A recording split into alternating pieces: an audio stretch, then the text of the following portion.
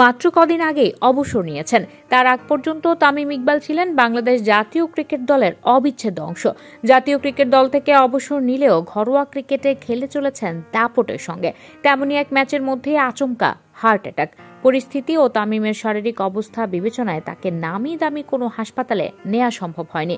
গাজীপুরের একটি হাসপাতালে চিকিৎসকদের আপ্রাণ চেষ্টা ও সঠিক চিকিৎসায় জীবনের গতিতে ফিরেছেন বাংলাদেশ ক্রিকেটের এই খান সাহেব। রাজধানীর অদূরের এক হাসপাতালে জরুরিভাবে তামিম ইকবালের হৃদযন্ত্রে সফলভাবে রিং তথা সেন্ট পরানো হয়েছে।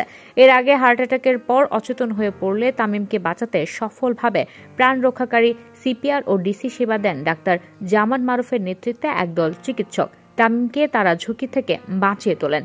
চিকিৎসক দলের তথ্য বলছে, তামিমের বাম দিকের অন্যতম রক্তনালী শতভাগ বন্ধ হয়ে পড়ায় প্রয়োজনীয় অক্সিজেন ও রক্ত প্রবাহিত হতে পারছিল না। প্রচণ্ড ব্যথা নিয়ে অচেতন হয়ে পড়েন।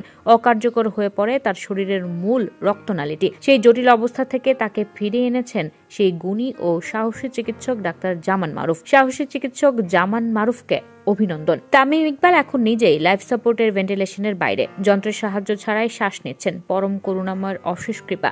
সংজ্ঞা ফিরে পেয়ে পরিবারের সঙ্গে কথাও বলেছেন তিনি। দেশের স্বনাম খ্যাত ক্রিকেটারের হৃদযন্ত্রে সফলভাবে সেন্স স্থাপন ও হার্ট অ্যাটাকের মতো প্রাণঘাতী জটিলতার তড়িৎ ও সফল চিকিৎসা দিয়ে গৌরবের অংশীদার হয়েছেন বলতে গেলে একদমই অপরিচিত বা অখ্যাত এক হাসপাতাল। গাজীপুর তেতুইবাড়ি কাশিমপুরের কামপুলান পেরুতান জহুর হাসপাতাল হিসেবে সাম্প্রতিক নাম দেওয়া এই হাসপাতাল যাত্রা শুরু করে বঙ্গমাতা শেখ ফজিলতুন্নেসা মুজিব মেমোরিয়াল কেপিজি হিসেবে। এই হাসপাতালে ডাক্তার জামান মারুফ হৃদরোগের চিকিৎসায় এক সফল নায়ক।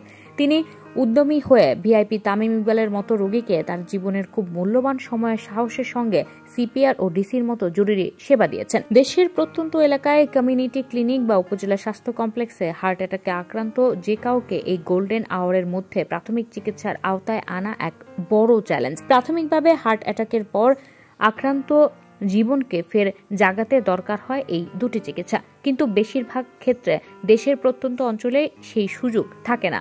ফলে আক্রান্তদের বেশিরভাগকেই বাঁচানো সম্ভব হয় না। তামিম ইকবালের ক্ষেত্রে প্রথমত সেই বিষয়টি ঘটেনি, তবে বিপদ হতে পারত। কর্তৃপক্ষের তরফে তাকে হেলিকপ্টারে করে ঢাকায় পাঠানোর উদ্যোগ নেওয়া হয়। হেলিকপ্টারে তোলার পর সেটি রওনা দেওয়ার আগে আবারও একবার তামিমের ম্যাসিভ হার্ট অ্যাটাক হলে তাকে ঢাকায় নিয়ে চিকিৎসা দেওয়ার আর কোনো সুযোগ ছিল না।